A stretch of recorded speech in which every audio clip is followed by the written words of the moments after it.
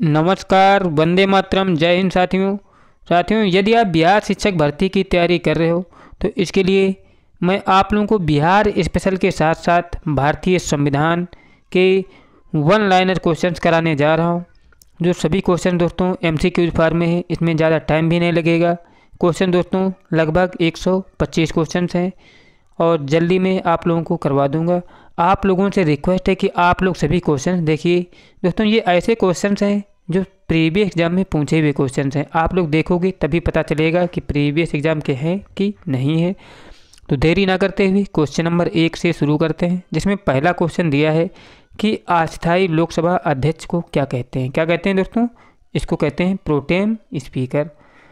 इसके बाद अगला क्वेश्चन है कि 10वीं अनुसूची अर्थात दल बदल के आधार पर लोकसभा के सदस्यों की निर्योग्यता से संबंधित प्रश्नों का निर्णय कौन करता है। 10वीं अनुसूची अर्थात दल बदल के आधार पर लोकसभा के सदस्यों की निर्योग्यता से संबंधित निर्णय कौन लेता है? ये लेता है दोस्तों लोकसभा अध्यक्ष। कौन करता है? लोकसभा अध्यक्ष करता है लोकसभा सदस्यों की निर्योग्यता संबंधित निर्णय। इसके बाद अगला क्वेश्चन है कि लोकसभा और राज्यसभा के सदस्यों की निर्योग्यता से संबंधित प्रश्नों का निर्णय कौन करता है। लोकसभा और राज्यसभा के सदस्यों की निर्योग्यता में कौन होता है? वो होता है राष्ट्रपति। अगला क्वेश्चन है कि बजट किसके द्वारा पारित किया जाता है। किसके द्वारा पारित किया जाता है? लोकसभा के द्वारा पारित किया जाता है बजट। इसके बाद अगला क्वेश्चन है कि अविश्वास प्रस्ताव किस सदन में लाया जाता है। किस में लाया जाता है? लोकसभा में लाया जाता है। अगला क्वेश्चन है कि वित्तीय बिल कहाँ पास किया जाता है। कहाँ पास किया जाता है? लोकसभा में पास किया जाता है वित्तीय बिल। अगला क्वेश्चन है कि लोकसभा में वर्ष में कम से कम कितने सत्र जरूरी होते हैं। कितने सत्र जरूरी होते हैं दोस्तों? वर्ष में 2 बार होते हैं लोकसभा सत्र। इसके बाद अगला क्वेश्चन है कि लोकसभा के लिए प्रथम आम चुनाव कब हुए थे। कब हुए थे? 1952 में हुए थे लोकसभा के लिए प्रथम आम चुनाव। इसके बाद है अगला क्वेश्चन कि भूतपूर्व सांसद सदस्यों की पेंशन व्यवस्था कब लागू की गई। कब लागू की गई? 1976 में भूतपूर्व संसद सदस्यों की पेंशन व्यवस्था। अगला क्वेश्चन है कि लोकसभा का सदस्य बनने के लिए न्यूनतम आयु कितनी होनी चाहिए। कितनी होनी चाहिए? 25 वर्ष होनी चाहिए।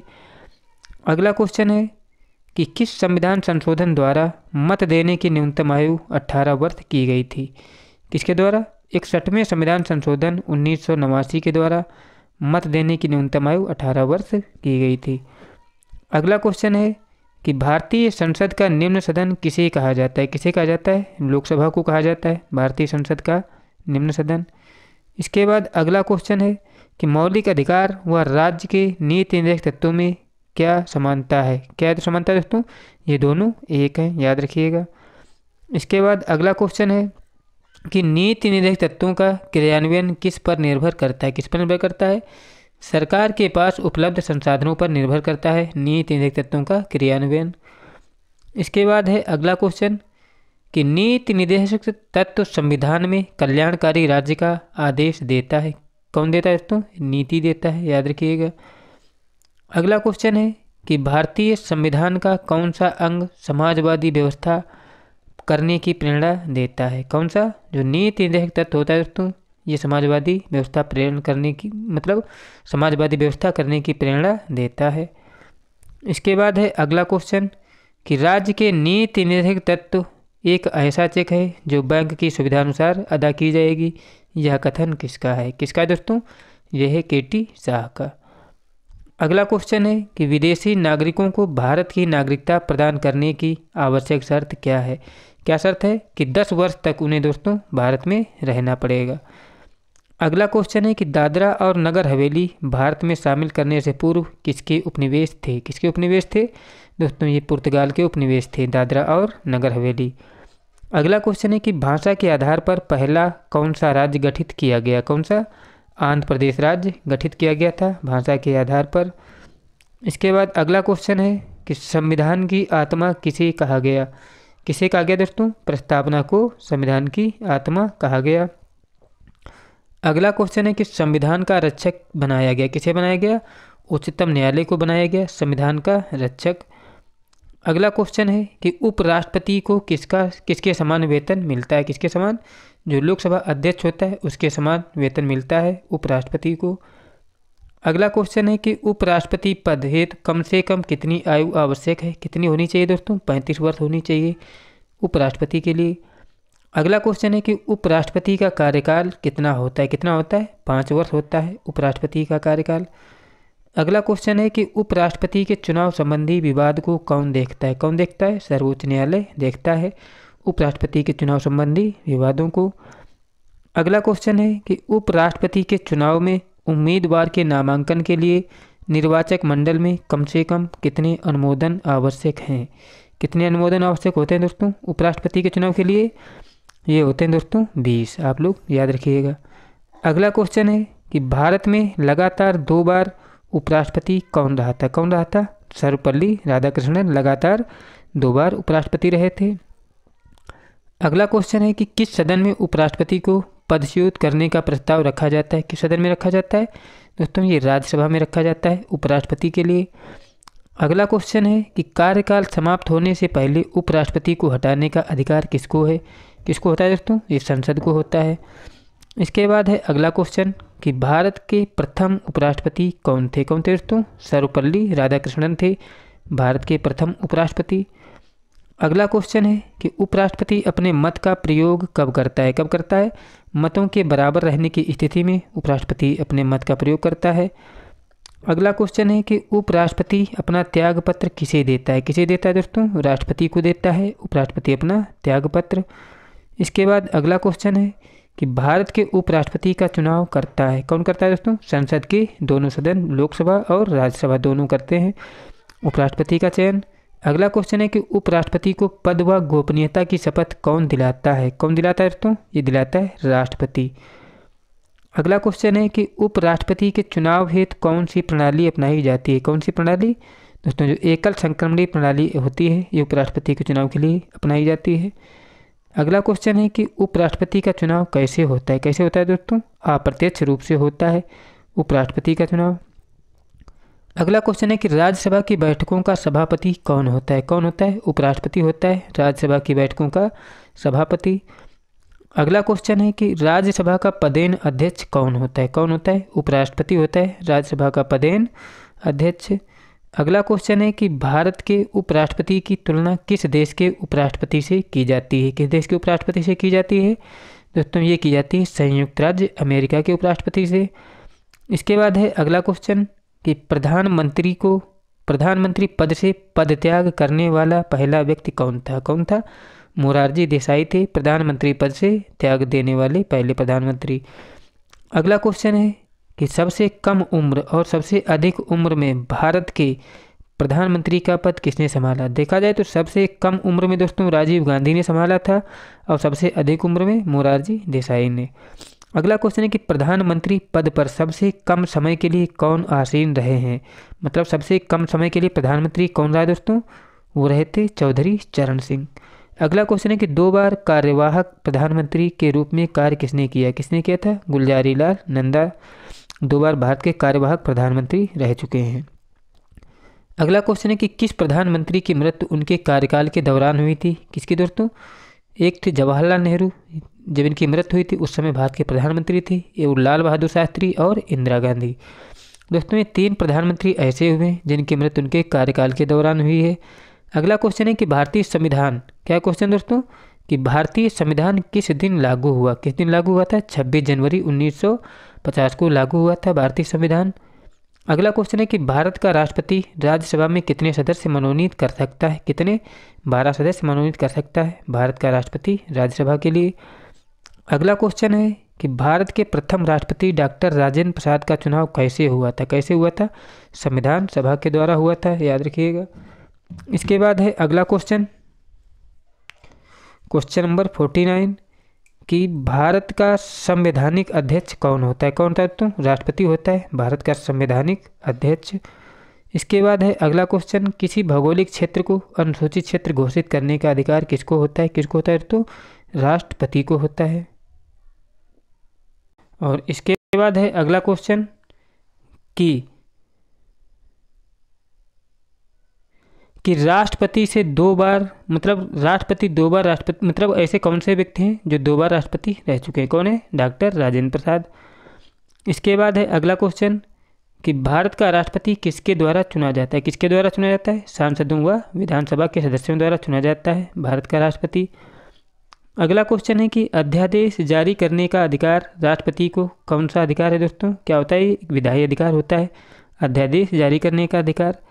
अगला क्वेश्चन है कि कौन से संविधान के संशोधन अधिनियम ने 6 से 14 वर्ष के वर्ग के बच्चों के लिए शिक्षा के अधिकार को मूल अधिकार बनाया था? किसने बनाया था दोस्तों? जो 86वां संविधान संशोधन हुआ था इसके द्वारा 6 से 14 वर्ष के बच्चों के लिए शिक्षा का अधिकार मूल अधिकार बनाया था। अगला क्वेश्चन है कि भारतीय संविधान में सम्मिलित नीति निर्देशक तत्व आयरलैंड से लिया गया है, संघीय व्यवस्था कनाडा से ली गई है। उसी प्रकार आपातकालीन उपबंध दोस्तों कहाँ से? जर्मनी से। गणतांत्रिक व्यवस्था दोस्तों फ्रांस से। मूल कर्तव्य सोवियत संघ से। और संविधान संशोधन की प्रक्रिया दक्षिण अफ्रीका से ली गई है। और इसी प्रकार संविधान से प्रभावित है संसदात्मक लोकतांत्रिक व्यवस्था प्रणाली कहाँ से प्रेरित है? देखा जाए तो संसदात्मक शासन प्रणाली ब्रिटेन से ली गई है। अगला क्वेश्चन है कि जब भारत स्वतंत्र हुआ उस समय ब्रिटेन के प्रधानमंत्री कौन थे और वो किस पार्टी के थे? कौन थे दोस्तों? उस समय प्रधानमंत्री थे क्लीमेंट एटली। और किस पार्टी के थे दोस्तों? ये लेबर पार्टी के थे। अगला क्वेश्चन है कि भारत का मैग्ना कार्टा संविधान के किस भाग को कहा जाता है? किस भाग को कहा जाता है? भाग 3 को कहा जाता है भारत का मैग्ना कार्टा। अगला क्वेश्चन है कि धार्मिक स्वतंत्रता का अधिकार किस अनुच्छेद में है? किस अनुच्छेद में दोस्तों? अनुच्छेद 5 में है धार्मिक स्वतंत्रता का अधिकार। अगला क्वेश्चन है कि मौलिक अधिकारों में संशोधन का अधिकार किसको है? किसको दोस्तों? संसद को है मौलिक अधिकारों में संशोधन का अधिकार। इसके बाद है अगला क्वेश्चन किस वाद में संसद को मौलिक अधिकारों में संशोधन का अधिकार दिया गया? किस वाद में दिया गया दोस्तों? केशवानंद भारती वाद में संशोधन का अधिकार दिया गया है। इसके बाद है अगला क्वेश्चन कि कौन सा मूल अधिकार विदेशी नागरिकों को प्राप्त नहीं है? कौन सा? जो अभिव्यक्ति की स्वतंत्रता का अधिकार होता है दोस्तों ये विदेशी नागरिकों को प्राप्त नहीं होता है। अगला क्वेश्चन है कि 6 वर्ष से 14 वर्ष की आयु तक शिक्षा का अधिकार कैसा अधिकार है? कैसा है दोस्तों? मूल अधिकार है। 6 वर्ष से 14 वर्ष की आयु तक के लिए शिक्षा का अधिकार दोस्तों एक मूल अधिकार है। अगला क्वेश्चन है कि भीमराव अंबेडकर ने किसे संविधान का हृदय एवं आत्मा की संज्ञा दी है? किसे दी है? संवैधानिक उपचारों के अधिकार को दोस्तों भीमराव अंबेडकर ने संविधान का हृदय एवं आत्मा कहा है। अगला क्वेश्चन है कि मौलिक अधिकारों को लागू करने के लिए रिट कहाँ दायर की जाती है? कहाँ दायर की जाती है? उच्चतम न्यायालय में दायर की जाती है मौलिक अधिकारों को लागू करने के लिए। अगला क्वेश्चन है कि किस याचिका का शाब्दिक अर्थ होता है? हम आदेश देते हैं उसे क्या कहते हैं? उसे कहते हैं परमादेश। अगला क्वेश्चन है कि सूचना का अधिकार किस राज्य में लागू नहीं है? किस राज्य में? जम्मू और कश्मीर में सूचना का अधिकार लागू नहीं है। अगला क्वेश्चन है कि किसी कैदी को न्यायालय के समक्ष प्रस्तुत करवाने के लिए किस रिट की आवश्यकता होती है? किसकी? बंदी प्रत्यक्षीकरण की आवश्यकता होती है किसी कैदी को न्यायालय के समक्ष प्रस्तुत करने के लिए। अगला क्वेश्चन है कि व्यक्तिगत स्वतंत्रता के लिए कौन सी रिट दायर की जाती है? कौन सी? हैवियस कार्पस जो होती है व्यक्तिगत स्वतंत्रता के लिए ये रिट दायर की जाती है। अगला क्वेश्चन है कि मूल अधिकारों पर प्रतिबंध लगाने का अधिकार किसके पास होता है? किसके पास होता है? संसद के पास होता है मूल अधिकारों पर प्रतिबंध लगाने का। अगला क्वेश्चन है कि क्या नीति निर्णय तत्वों को कार्यान्वित करने के लिए मूल अधिकारों का हनन हो सकता है? तो क्या है दोस्तों इसका उत्तर? कुछ का हो सकता है और कुछ का नहीं हो सकता है। अगला क्वेश्चन है कि समान कार्य के लिए समान वेतन भारत के संविधान में कहाँ सुनिश्चित किया गया है? समान कार्य के लिए समान वेतन दोस्तों है राज्य के नीति निर्देशक तत्वों में। अगला क्वेश्चन है कि भारत के संविधान में अंतर्राष्ट्रीय सुरक्षा का प्रोत्साहन देना कहाँ सन्निहित है? कहाँ है दोस्तों? राज्य के नीति निर्देशक तत्वों में सन्निहित है।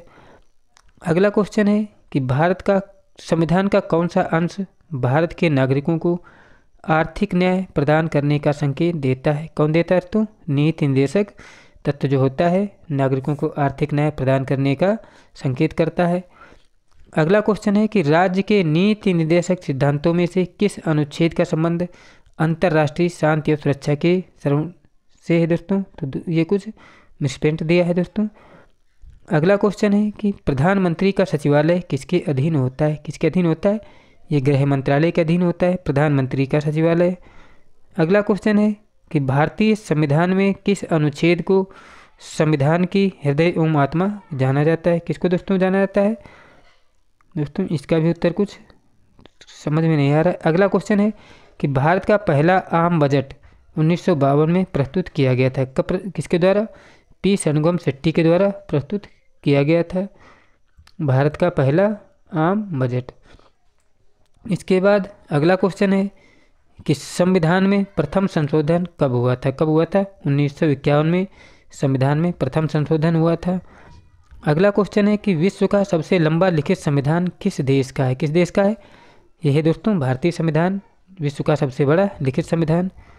अगला क्वेश्चन है कि भारतीय संविधान का निर्माण एक संविधान सभा द्वारा कितने दिनों में किया गया था? कितने दिनों में? 2 वर्ष 11 माह और 18 दिनों में किया गया था।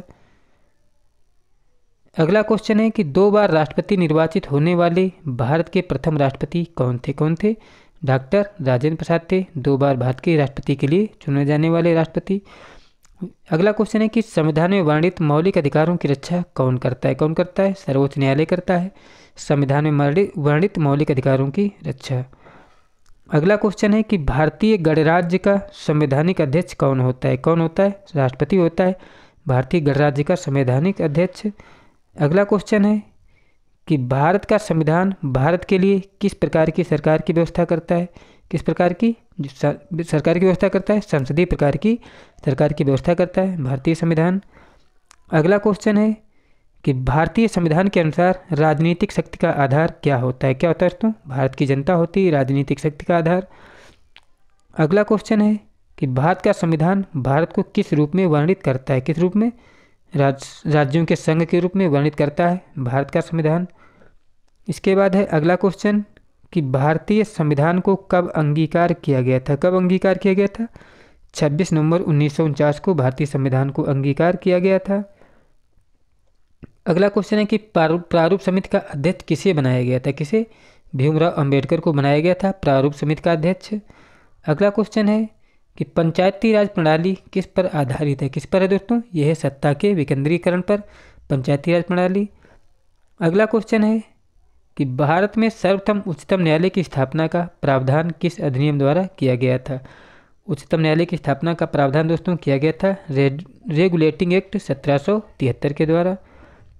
अगला क्वेश्चन है कि महिलाओं को पंचायतों में आरक्षण भारतीय संविधान में किस संशोधन को करके दिया गया था? किसको? 73वां संविधान संशोधन 1992 के द्वारा भारतीय महिलाओं को पंचायतों में आरक्षण की व्यवस्था की गई थी।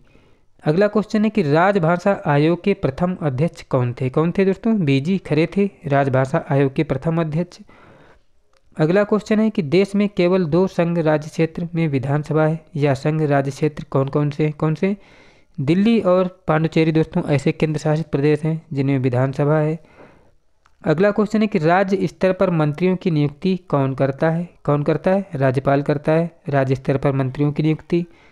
अगला क्वेश्चन है कि मूल संविधान में राज्यों की 4 अलग अलग श्रेणियों को समाप्त करने के लिए किसकी अध्यक्षता में राज्य पुनर्गठन आयोग का गठन किया गया था? तो किसकी अध्यक्षता में दोस्तों? फजल अली की अध्यक्षता में गठन किया गया था। अगला क्वेश्चन है कि राज्यसभा का सर्वप्रथम गठन कब हुआ था? कब हुआ था? 3 अप्रैल 1952 को हुआ था राज्यसभा का सर्वप्रथम गठन 3 अप्रैल 1952। अगला क्वेश्चन है कि भारतीय संविधान के किस अनुच्छेद को संविधान की आत्मा के नाम से जाना जाता है? किसको? अनुच्छेद 32 को दोस्तों संविधान की आत्मा के नाम से जाना जाता है। अगला क्वेश्चन है कि गोवा को किस वर्ष राज्य का दर्जा दिया गया था? किस वर्ष? 1987 में दिया गया था गोवा को राज्य का दर्जा। अगला क्वेश्चन है कि भारतीय संविधान का कौन सा अनुच्छेद राज्य सरकारों को ग्राम पंचायतों को संगठित करने का निर्देश देता है? कौन सा? अनुच्छेद 40 जो होता है ये ग्राम पंचायतों को संगठित करने का निर्देश देता है। अगला क्वेश्चन है कि भारत की स्वतंत्रता के समय भारतीय राष्ट्रीय कांग्रेस के अध्यक्ष कौन थे? कौन थे दोस्तों? JB कृपलानी थे भारत की स्वतंत्रता के समय भारतीय राष्ट्रीय कांग्रेस के अध्यक्ष। अगला क्वेश्चन है कि सदस्य संख्या के आधार पर भारत की सबसे बड़ी ट्रेड यूनियन कौन सी है? कौन सी दोस्तों? यह है इंटक।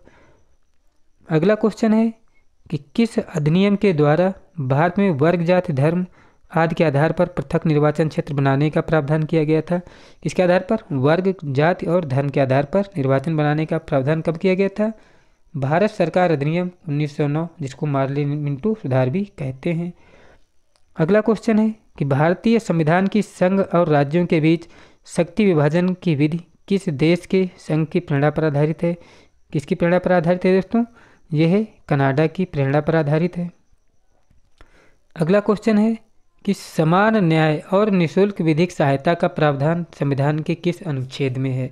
किस अनुच्छेद में दोस्तों? यह अनुच्छेद 39A में समान न्याय और निःशुल्क विधिक सहायता। अगला क्वेश्चन है कि भारतीय संविधान कितने भागों में विभाजित है? कितने भागों में विभाजित है दोस्तों? ये 22 भागों में विभाजित है भारतीय संविधान। अगला क्वेश्चन है कि उद्देश्य प्रस्ताव किसके द्वारा प्रस्तुत किया गया था? किसके द्वारा दोस्तों प्रस्तुत किया गया था? जवाहरलाल नेहरू के द्वारा प्रस्तुत किया गया था उद्देश्य प्रस्ताव। अगला क्वेश्चन है कि लोकसभा में विपक्षी दल के रूप में मान्यता प्राप्त करने के लिए दल द्वारा न्यूनतम कितने % सीटें प्राप्त करना आवश्यक है? विपक्षी दल के लिए कितने % सीटें प्राप्त करना आवश्यक है? तो 10% सीटें प्राप्त करना आवश्यक होता है। अगला क्वेश्चन है कि मूल अधिकारियों को सर्वप्रथम किस देश में संवैधानिक मान्यता प्रदान की गई थी?